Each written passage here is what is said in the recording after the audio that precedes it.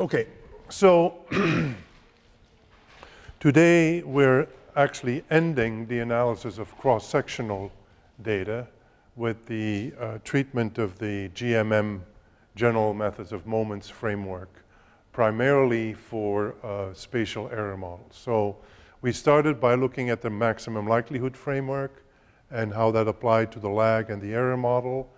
Then we used the maximum likelihood framework to look at specification testing, particularly the classic test, the walled or asymptotic t-test, the likelihood ratio test, and the Lagrange multiplier test. And then we switched back to estimation last week with the instrumental variable spatial two-stage least squares approach. And the advantages, so to speak, of that approach were that we could deal with additional endogenous variables, so not just a spatial lag, but also other endogenous variables, and that, at least in some flavors, it was robust to heteroscedasticity, which is a good thing in general for cross-sectional data. So, as I mentioned the other day, that maximum likelihood is actually not the oldest estimation principle. The oldest principle is the methods of moments. So, just a quick check, who's familiar with that? GMM? GMM, yeah? Okay. Well, so I'll just stick to my strategy then. And what I'll do is start by just going back and outlining the principle of the methods of moments and its transition from just a principle of estimation to becoming a generalized method of moments and its application to regression modeling, because the initial application is very simple to moments of a distribution like a mean or a variance or things like that. Then we'll revisit, because we already talked about this a little bit, the idea of spatially weighted least squares, and then see ways to deal with it initially just as a nuisance parameter problem. So the idea is that we get a consistent estimate of the spatial parameter to improve on the estimates for the slope, the betas, and then its generalization to take into account heteroscedasticity as well. And then if I have time, I'll close with what I call the combo model, which is a model that allows both spatially lag-dependent variables, spatially autoregressive error terms, and other endogenous variables. So that's kind of everything you ever wanted. But as I mentioned the other day, my preference is not to estimate that model and to stick to either a lag model or an error model. So if you find consistent diagnostics and indications that such a combo model is necessary, first go back to the drawing board and check your specification, but also an alternative and maybe a more robust alternative is to stick to the spatial lag model and use a hack estimate for the standard errors, which is robust to heteroscedasticity. In terms of the readings, again, it's in the book, and then there's a couple more technical papers, both a review that I did basically for our own team, so to write the code that is in GeoDa space. So basically step-by-step explanation, very detailed, of all these different estimation methods. And then the three kind of classic papers by Collegian and Prucha that outline these principles. And as I said, if we have time, I'll show you in GeoDa space.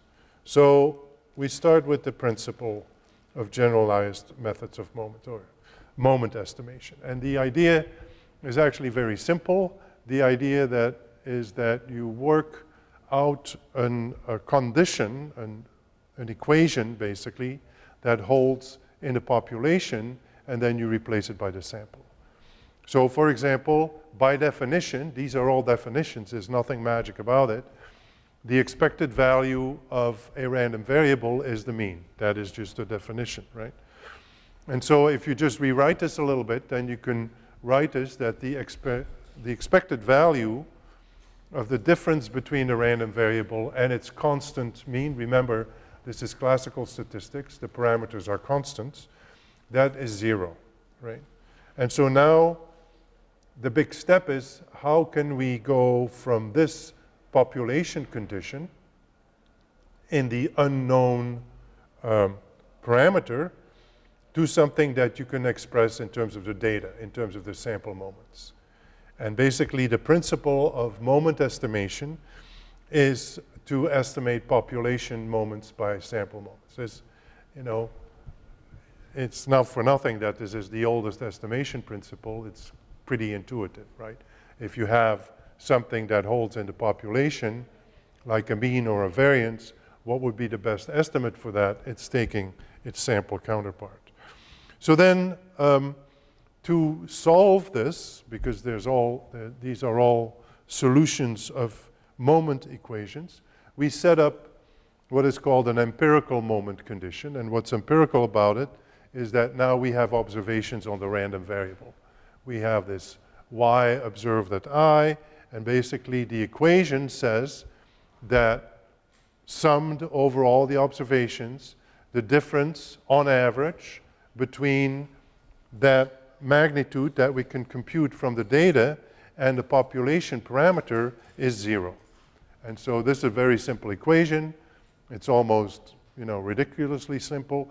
Then you solve it and you get, okay, the estimate of the mean is the average. I mean, we've all known this for a very long time, but this is where it comes from.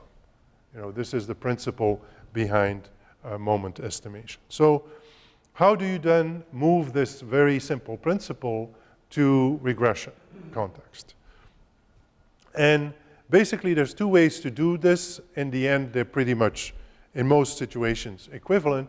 One is a conditional route, the other one is an unconditional route. And we already know from our different regularity conditions that the error term has to be uncorrelated with the regressors. So the expected value of the error term given the regressors is 0. That is a basic condition for exogenous variables in a linear regression. And we can also express this as a, you know, cross product, as a covariance. For each of the explanatory variables in the model, the covariance between that variable and the error term has to be 0. Okay. So for each of the explanatory variables, that gives us an equation, an orthogonality condition. So the product of the observed explanatory variables and of course the unobserved error term has to be 0. On average, the expected value of that, right? So all this says is that what we already know, that the explanatory variables have to be uncorrelated with the error term. And so this has to hold for each of these explanatory variables. And what's the trick? The trick is that we now will replace the error term u by its value in the population. And what is its value in the population? It's y minus x beta, where beta is the unknown regression coefficient. So what we're going to do is for each of these k explanatory variables, we'll set up a cross product between it and this error term, which gives us an expression in the k beta coefficients. So the empirical moment conditions are then, you know, for each of the explanatory variables, that the cross product of the explanatory variable and the error term has to be 0. So this gives us the k moment equations, and oftentimes the first time you are given the multivariate regression setup in a textbook, this is how they go about this. And then these k equations in k unknowns, the k regression coefficients, each have a moment equation, and the solution to that is least squares. And so least squares is in fact a methods of moments estimator. If you think of the k moments equations in k unknowns, And so you have to solve these, and the solution is an exact solution because you have an equal number of unknowns as you have equations. So the solution is the least square solution. Okay. So then the question is, how can we generalize this? And the generalization, this is where it gets a little tricky. So what if we have more moment conditions than parameters, which is often the case, and in fact this is used in economics quite a bit, where you have these conditions from theory, and you have many more of them than you have parameters. A classic textbook example is the parameters, the mean and the variance of the gamma distribution. If you look at the Green textbook, for example, I don't know if it's still in there, but it used to be in there. There are actually 4 equations that you can write out for 2 parameters. So then the question is, which of these 4 do you take? You know, any 2 will give you an estimate, but it's going to be a different estimate. So then the rationale is, rather than picking any 2 from those 4, we will try to satisfy all 4 as best as we can. So how do we do this? We have 4 equations that say are equal to 0.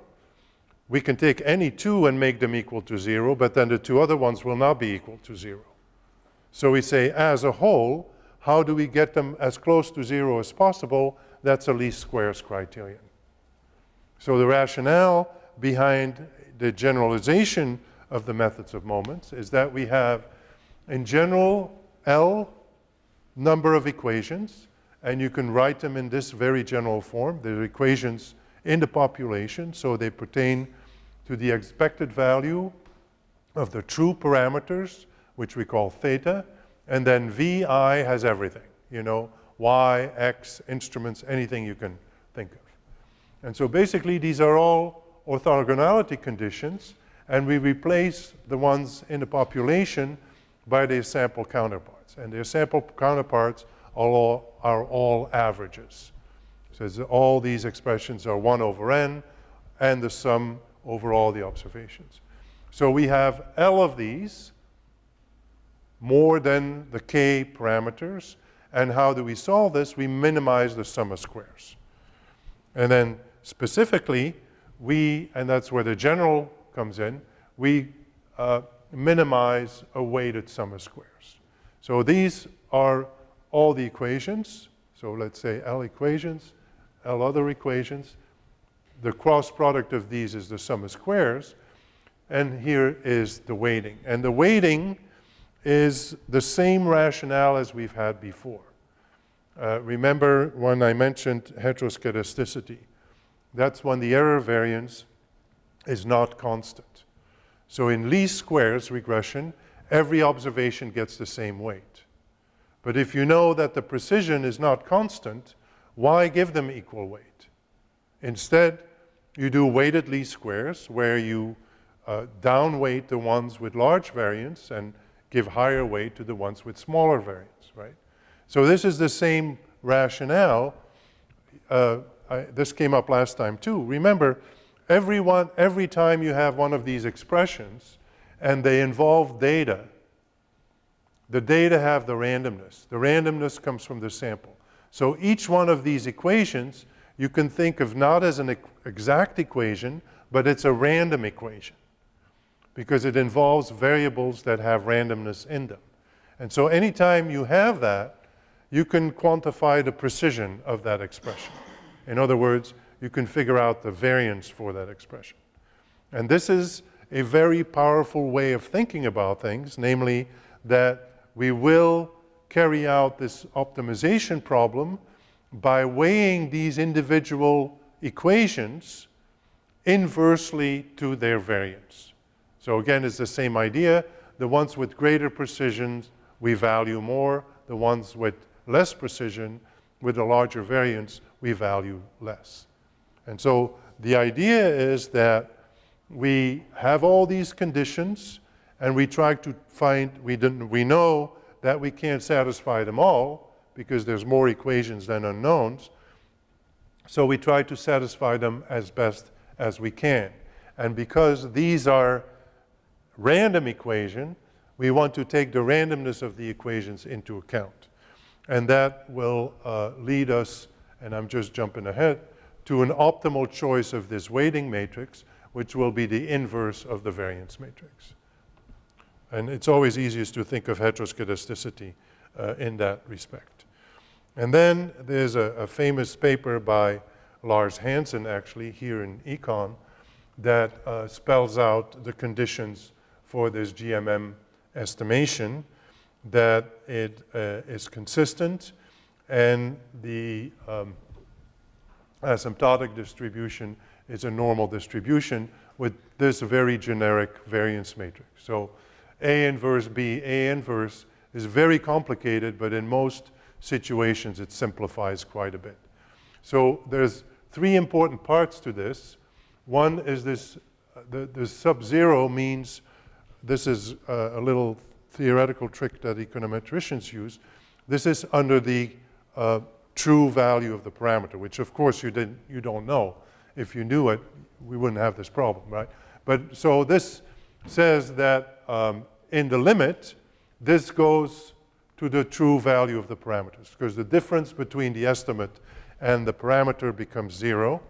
And then, as we saw earlier, we scale this difference for the way, on the way to the limit, because in the limit, it's a point. There's no randomness at all.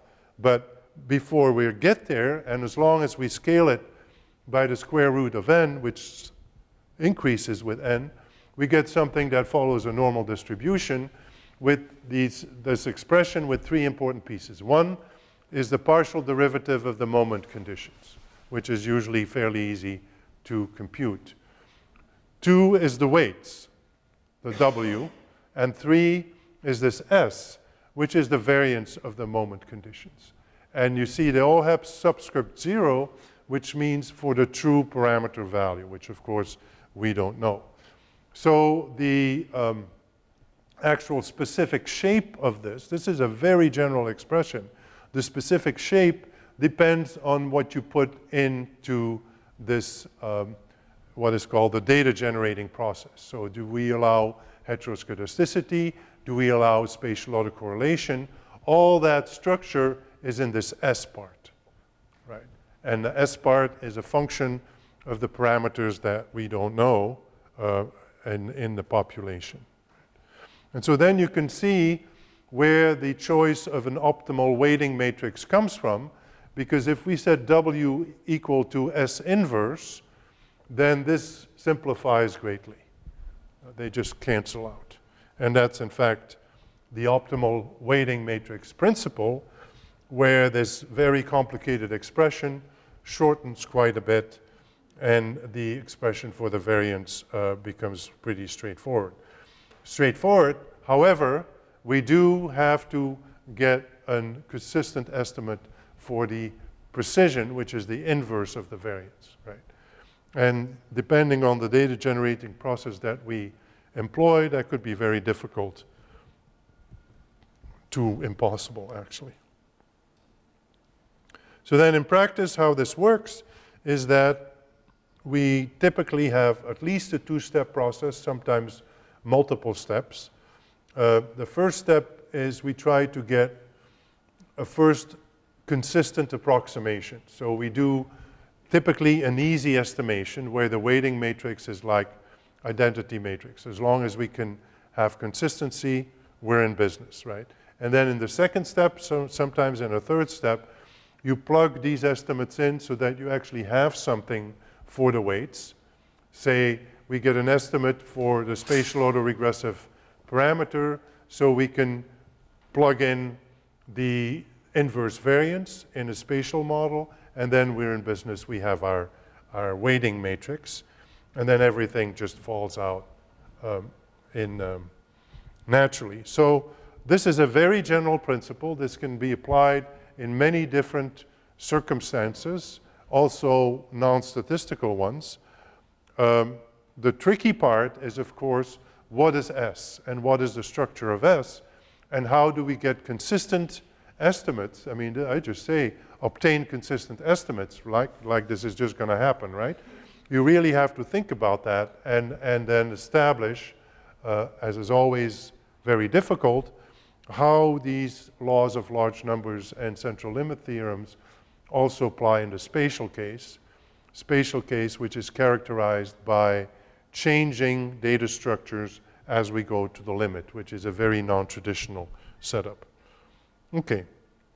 In a regression context, in general, this is often presented as follows, which is maybe a little bit confusing, but it goes back to the orthogonality condition. So if you remember when I talked about instrumental variables estimation, so the endogenous variable has simultaneous equation bias. It's correlated with the error term, right? So we replace it by this instrument, this instrumental variable that is uncorrelated with the error term. That's exactly what we're writing here. So these Q are the instruments, and the yi minus zi theta is the error term. So we have an orthogonality, a lack of correlation, if you wish, between the instruments and the error term. And that is what we exploit. Those are our moment equations. And then we write the optimization criterion with our generic weights matrix here, and the solution follows in this very complicated form, which looks a lot like two-stage least squares, except that you have the W in there, which is the weighting matrix. Right? And then we'll replace W by S inverse, and then it will simplify, at least this part will simplify. The rest doesn't simplify that much.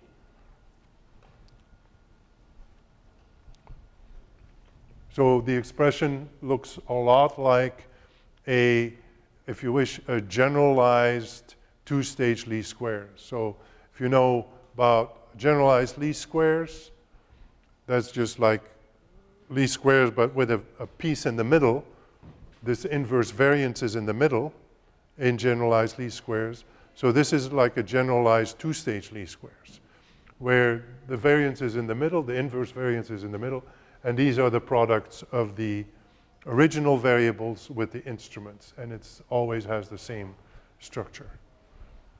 And so then to apply this in a spatial case, we need a specification for S, or S inverse, in the parameters that are of interest in the spatial model.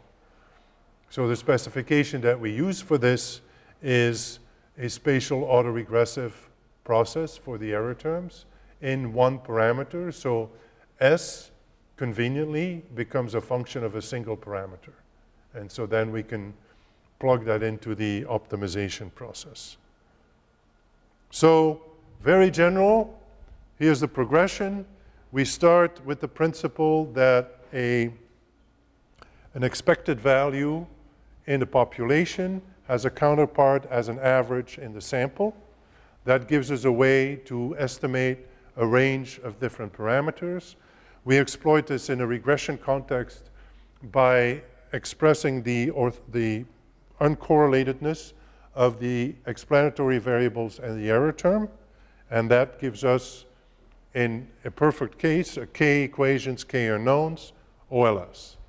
Right? Then we generalize this. We have more equations and unknowns. That's where we need to be minimizing, and we need to apply kind of a fitting criterion rather than a perfect solution. And that's where the weighted least squares rationale comes from. And then the second step is that what are the best weights? The best weights are the inverse of the variance. And so that's how we are in business. Okay. So then a quick recap of the idea of spatially weighted least squares. We have already seen generalized least squares is the situation where we have a non-spherical error variance covariance matrix. In the textbook GLS, this is assumed to be known. In practice, of course, we never know what it is, but it does give us this generalized Aitken equation that, as I just mentioned, is the same as the original least squares, but with this inverse variance in between. Right? And of course, the million-dollar question is, how do we estimate this variance consistently. And so in practice, we talk about feasible generalized least squares. And the good thing about that is that we just need a consistent estimate. And why is this good? Because we don't have to worry about the precision. If you recall way back in the beginning of the quarter, I talked about the block diagonal structure of the variance in a linear regression model, block diagonal between the precision of the regression coefficients, the betas, and the coefficients that are part of the variance matrix. In other words, the precision of the spatial parameter does not affect the precision of the regression coefficients, of the betas. So if all you're interested in is getting good betas, you don't care about the precision of the parameters, the spatial parameters. All you need is that they are consistent. So that's why it's called a nuisance parameter. So it's a nuisance. You don't really have to have any inkling about the precision of that variable as long as it works. That's basically the idea. And the initial estimation by Collegian and Prucham of generalized moments takes advantage of this principle in that there's no inference for the spatial parameter. It's just consistent. So then in the spatial autoregressive error model, so the variance itself is very complicated. That's, this cross product of I minus lambda W transpose I minus lambda W inverted. That's the variance.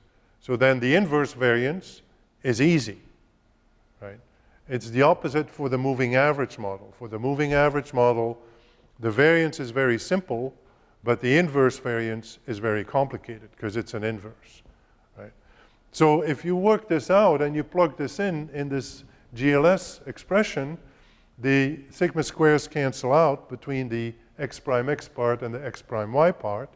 And what we're left with is these kind of products in the middle. And these products, if you work them out, are what we call spatially filtered variables. So in essence, this expression here is the original variables minus a spatial lag minus some averaging of the neighboring values. That's why we call it a filter. You filter out the effect of the neighboring values.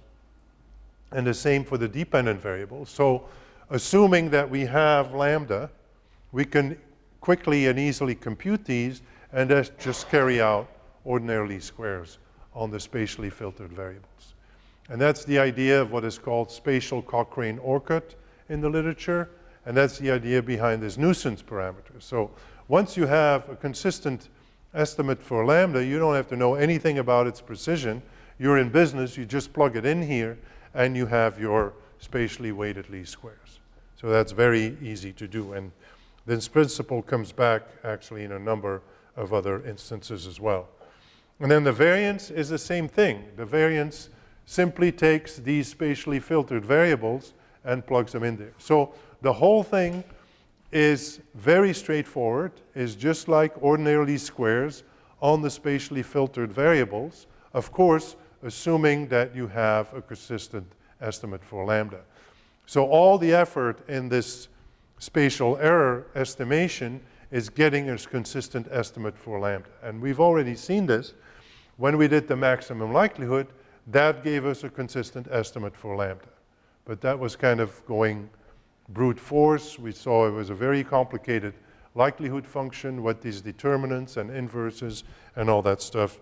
And the whole point, or I would say not the point, but the whole benefit of using these GMM type approaches is that they don't require these big inverses. They can just work with fairly simple expressions. Okay. So there's two, and this gets, I'm not going to spend too much time on this because this is very complicated. So there's two approaches. One approach is the original one, and it's called generalized moments. And that's the one in the original collegiate and Prucha paper, where they only prove that how to get a consistent estimate for the lambda, and then they just plug it into the spatial two-stage, the feasible generalized least squares, the spatially weighted least squares, right? And then there's a much more recent generalization of that idea that takes into account heteroscedasticity. And that one is kind of a bear, but it does give you an asymptotic variance matrix, so then it does allow, give you a way to do asymptotic t-tests. So the principle is that you set up a series of equations that hold in the population and that involve the spatial parameter, and then you solve these equations by replacing the population concept by a measurable concept, and in our case that will be the residuals. So we will have everything expressed in terms of this error term, but then operationally we use residuals. And that's the heavy lifting part, is where the solution is actually consistent. And that proof is pretty heavy, but we don't do proofs here, so I'll just leave that for you to read in your free time. So how does this work? Just to get an idea of the intuition behind it. And as I always say, this is actually really, really simple. This idea is very simple. It's the proving part that's complicated. And we've seen that before. The actual implementation of some of these techniques, like applying two-stage least squares to a spatial lag model, is very straightforward. The theoretical part is where the challenge is, to prove that this actually is correct, right? So, okay, let's look at these things, and this takes a little bit of matrix algebra thinking, so you know that I'm in my element here. So the first one is an obvious definition, right? So the error term, so we want to make sure that we know what we're talking about. So the error term is the remaining error term in the specification. So we have, in a spatial error model, we have y equal x beta plus u, and then the error term u itself has a spatial autoregressive process. So it's u equal lambda wu plus e. E is the one that we have the properties for. So E, or epsilon in this case, in this notation, is independent, identically distributed with a constant variance sigma square. So the constant variance sigma square is defined as such. In the population, that's the expected value of the sum of squared error terms divided by n. So the average of the error terms, squared error terms. That's a definition. Right?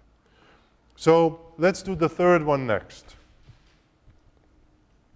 So this is also an expression. So why would this be 0? And this is where a little bit of algebra comes into play. So you're familiar with the concept of a trace of a matrix. A trace of the matrix is the sum of the diagonal elements, right? But this is not a matrix. If you look carefully, this is a row vector, a square matrix, and a column vector. So n by n, n by n, n by 1 gives you 1 by 1. So this is a scalar. So a scalar can be thought of as a 1 by 1 matrix. And the sum of the diagonal elements of that 1 by 1 matrix is itself. So we can replace a scalar at any time by its trace. I mean, it doesn't make any sense, right, as such, because it's a single number, so why would you make things more complicated?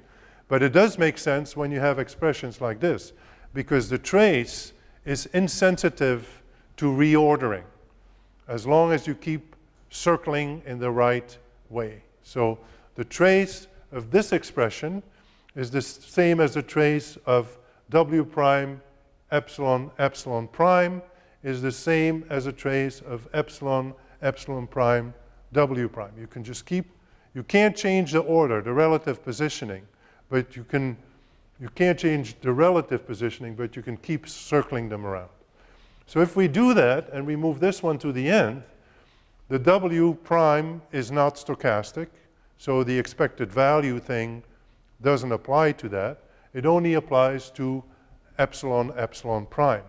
And that is actually an n by n matrix, which by assumption has expected value sigma squared I. So the sigma squared is a scalar, moves out. The I we don't have to worry about. What's left is the trace of W prime. And remember when I told you that it's handy to have the diagonals of a weights matrix equal 0 and not 1, for example? Here's one reason. So the trace of W and W prime is the same trace, is 0. So again, this is an expression that holds in the population and is exactly 0. Then we can do the same exercise here, which is a little more complicated because W prime W does not go away. So we have our sigma square that we had before. Before we had sigma square times the trace of W prime. So that is 0, the whole thing disappears here. Here it does not. So now we have three equations in epsilon, or E. Okay. And what is epsilon? We know that U equals lambda WU plus E. So by reverting this, we know that E is U minus the spatially filtered U. And now we're in business, because E we don't know, or we can't see, but U we can. U can be translated into the residual. So now we're going to replace this expression in the unknown error term by an expression in the residual and the spatially lagged residual. And that is something we can do.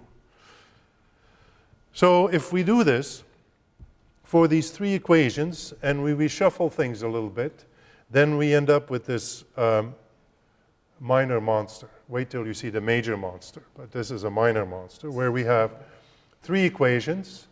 They're nonlinear because they're in lambda and lambda square. They're also in sigma square, but we don't care about sigma square because sigma square doesn't help us. It's not needed for the estimation. We need lambda.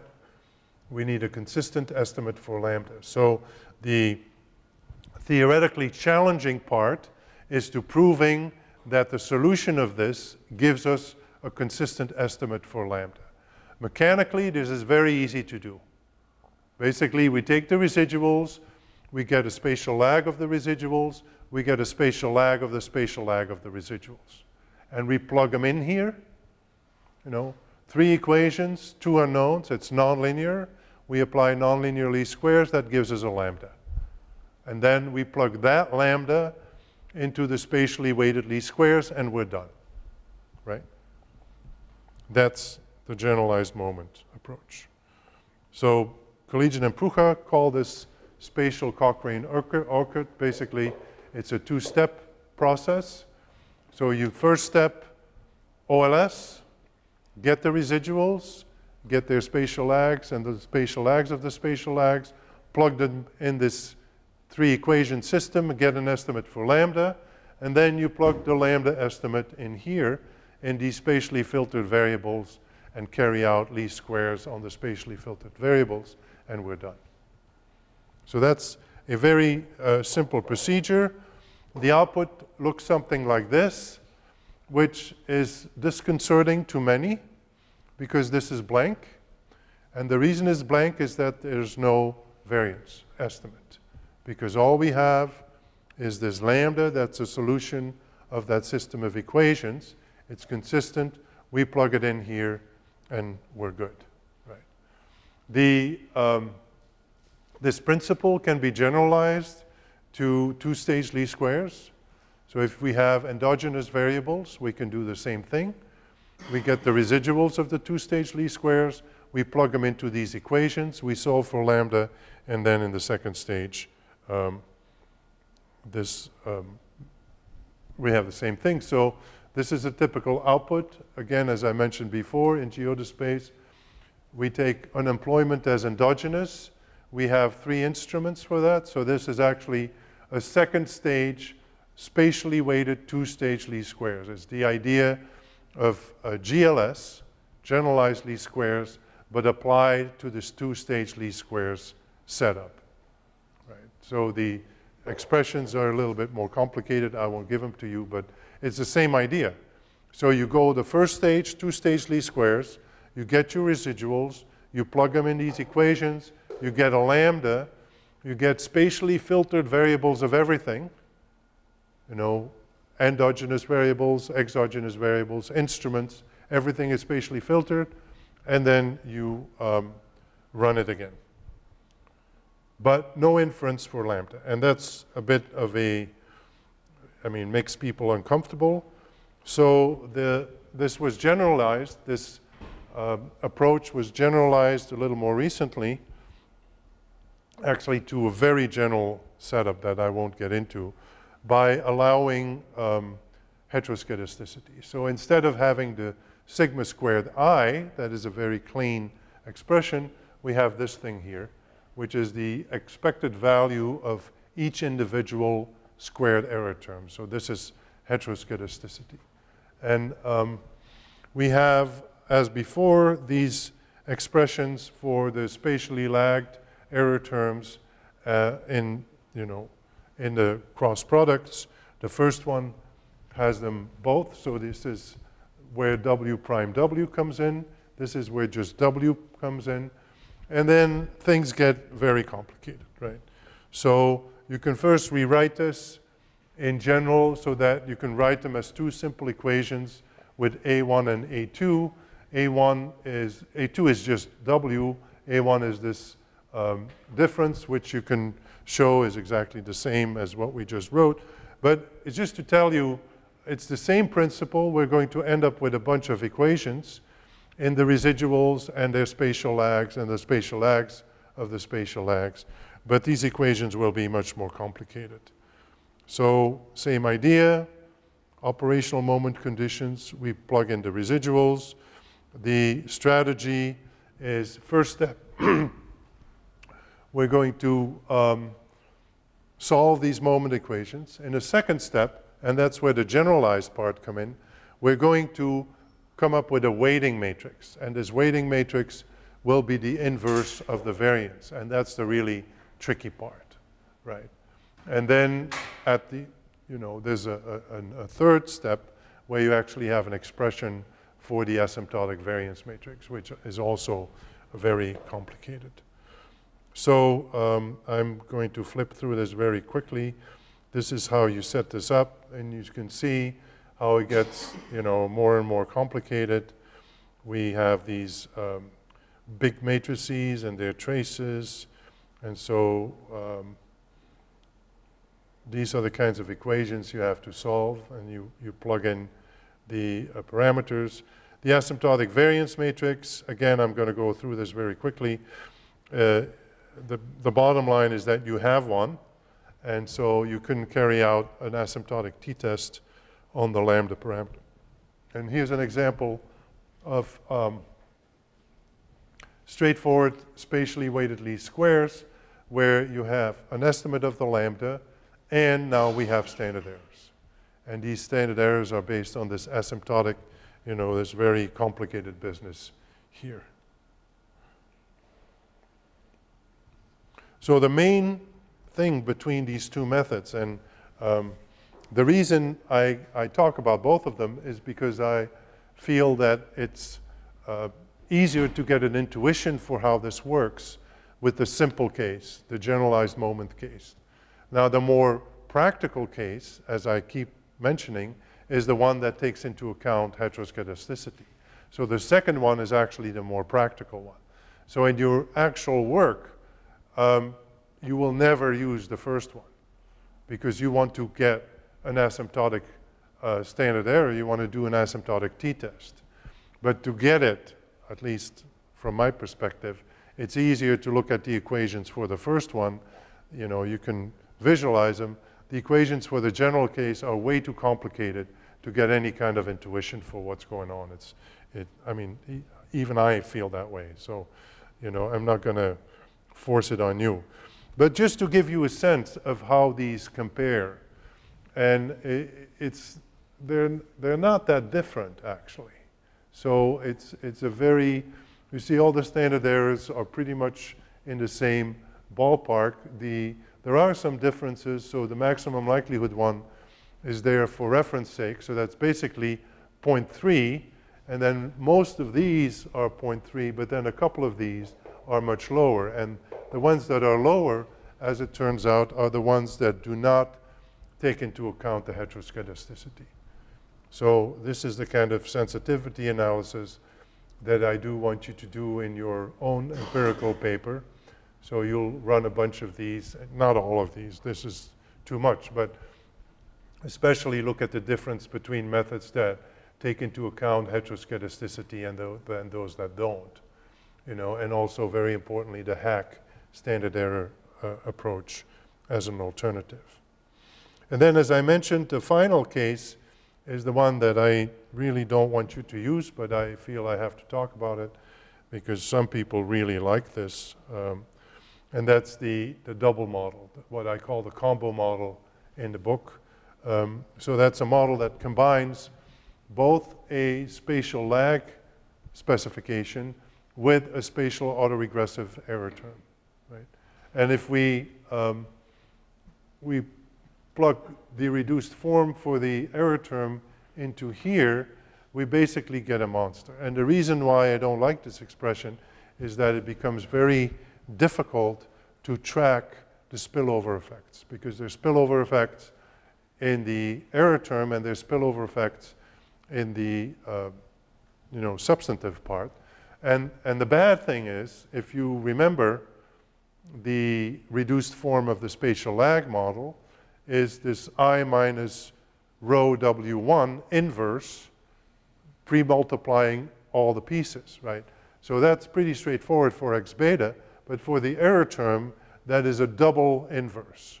So one inverse from the spatial lag part, another inverse from the error process part. And anytime you have that, it becomes very difficult to track and to identify what exactly is going on in the model. So my preference is not to do that, but it can be done, and it's actually, not that complicated.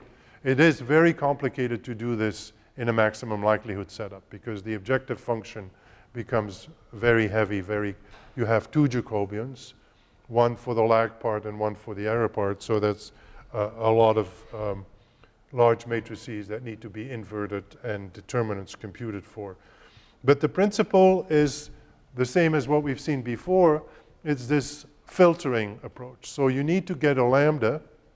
With a lambda in hand, you can filter everything and then just kind of apply the same approach that you always do, like a two-stage least squares type of rationale, to the filtered variables.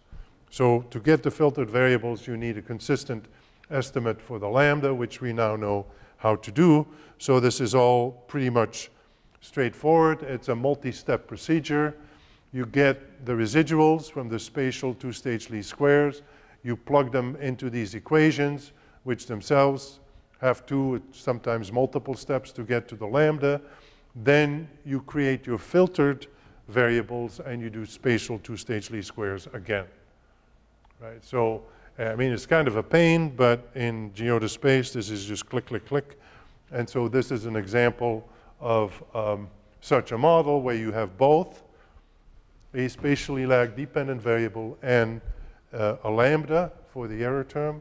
And now I'll let you look at this for a second, and then you will see why I don't like these models.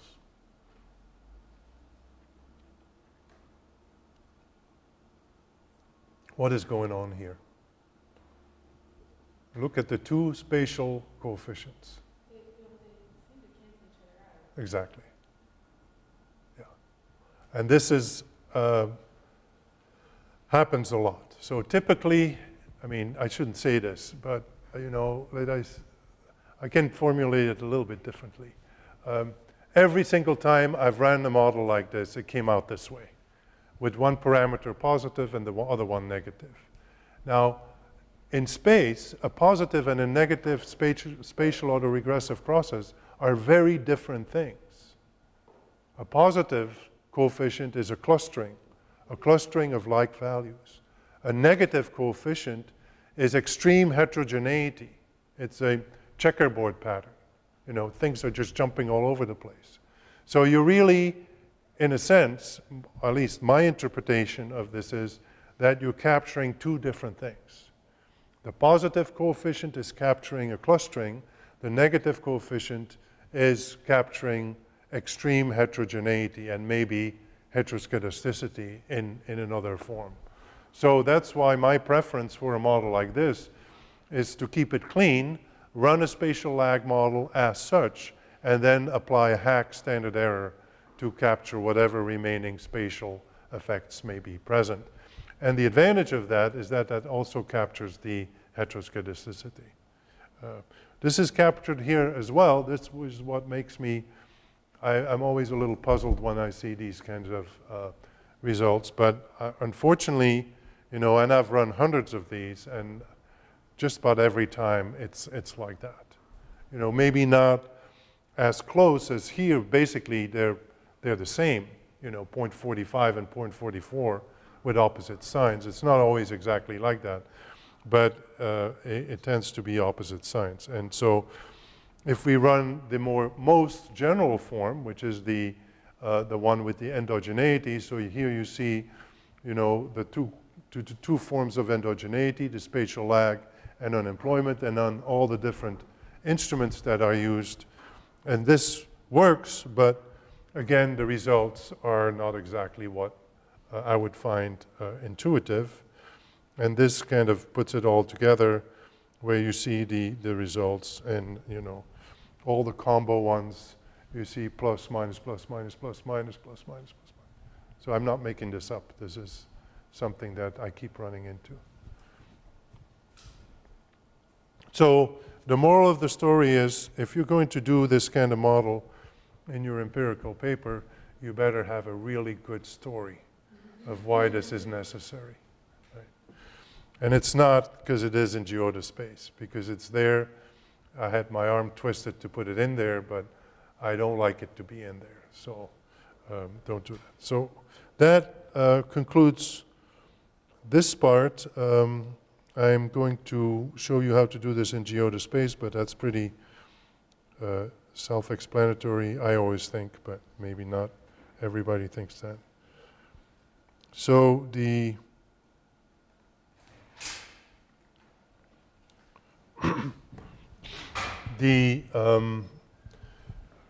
upshot of this is these models where all the models with spatial processes in the error term, in the end, are estimated by some form of spatially weighted least squares. And the key step in this solution is to get a consistent estimate of the spatial parameter. And that is done by means of these moment equations, which are basically, can be very complicated equations in the residuals and their spatial lags. But once you have the equations, they're pretty straightforward to implement, and you just plug these things in, solve the equations, and then with your lambda in hand, you can do all the multi-step equations that you need to do. So let me do the same Nat regimes example. So we start by opening the data file.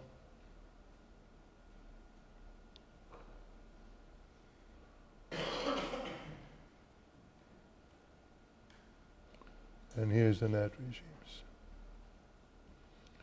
And we know that once we open that data file, the list of variables becomes available. So as usual, we're going to take homicides. Let me do 80 for a change.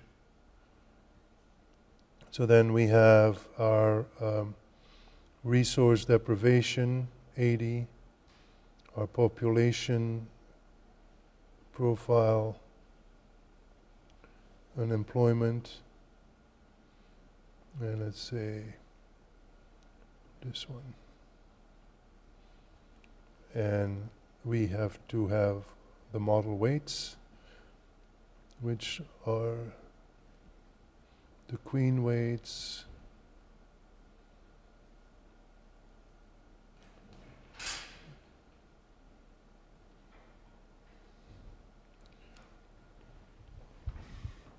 so this is the general setup.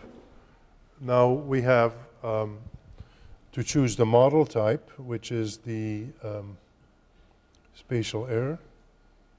And you see the automatic selection. So if we go from standard, the method is OLS. If we go to spatial error, it jumps to GMM. Right?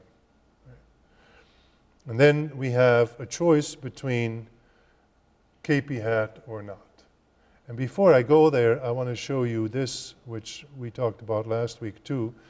These are the preferences. And here we have some preferences in the technical estimation, which whether we choose inference on lambda or not. So let me first turn that off. So what that does is it moves us to the GM, the generalized moment equation. So as I mentioned, this is only to gain some intuition for it. As an operational method, it's really not that useful. So I'm going to turn this off and save, and then we're going to run the estimation. And this is exactly, or maybe not exactly because I didn't use the same year, but. So you see the lambda is here and no inference, right? Because we turned it off. This is a generalized moment estimator. But on purpose, the default is that this is checked. And so then if we run this, we get this result. And so now we do have, you see the value is not that different. It's 0.34 basically versus 0.32. But now we have standard errors and t, asymptotic t-test, and a p-value, everything. But this one uses, and I didn't give you the equations because it's just, you can look at the paper if you really want to see it. It just gets much more complicated. So the case that I showed you was for generic heteroscedasticity. If you turn that off, then you have a generalization of the first approach, but with asymptotic standard errors. So that is this one. You see it by the HOM summary here in the title. So spatially weighted least squares, homoscedasticity. That's not the preferred approach. The preferred approach is to check this for heteroscedasticity. And then if we run it again, it looks exactly the same, except that this now has the heteroscedasticity in the title. So you know that this actually has corrected for heteroscedasticity. If you compare the results, in this case there actually is quite a bit difference between 0.33, which is not correct for heteroscedasticity, and this one, which does. Right. So always, in general, take the heteroscedasticity approach that is more robust. In, you know, I mean, you should already be there, but in your empirical analyses, if you looked at the results of the test for heteroscedasticity, it should always, I mean, my expectation is that it's very strong in at least if you go to over 100 observations, it will almost always be there. Okay, so that's the basic approach, and then the one that generalizes this is when we make unemployment endogenous, and then we're going to get some instruments which are FP and the Gini index, and then the female-headed households. And we run this, and it's, now we have accounted for potential endogeneity of unemployment. So that is highlighted there by referring to unemployment as instrumented, and the instruments are listed. And then we also have corrected or taken into account heteroscedasticity of unknown form. So this is where we take care of three things really: the spatial error autocorrelation, endogeneity, and heteroscedasticity. And then just for fun, if we do this, we get it all. So, and this is a case where they don't have two opposite signs. But, yeah. But as I mentioned, this is an exception. Most of the cases you will find that they have the same sign. And when they don't have the same sign, when they do have the same sign, then there is a question of which is which, you know, and that becomes a bit of an identification problem. So, you know, you can run these models, you know, the mechanics are there, it's just point and click. The interpretation is going to be a little more difficult. Okay, that's all I have for today. Wednesday, yeah. Wednesday we start spatial panels, and I'm assuming nobody is doing spatial panels for their application.